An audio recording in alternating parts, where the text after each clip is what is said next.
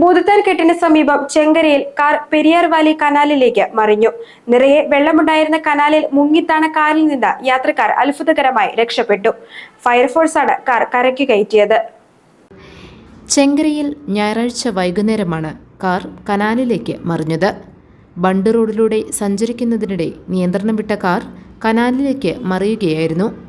Kothamangalam ഫയർഫോഴ്സാണ് car കരയ്ക്ക് കയറ്റിയത്.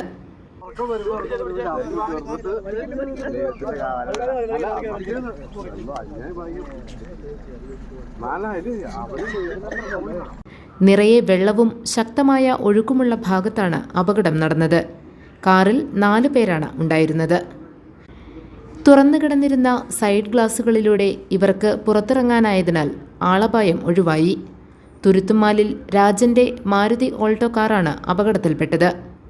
Grade station officer Sunil Mathew, OG Rajesh, Sai Anuraj, KK Rajeesh, Vasanthakumar, M Sethu, PP Shaju എന്നിവരാണ് കാർ കരയ്ക്ക് കയറ്റിയ ഫയർഫോഴ്സ് സംഘത്തിലുണ്ടായിരുന്നത്. GTV news, Keerampara.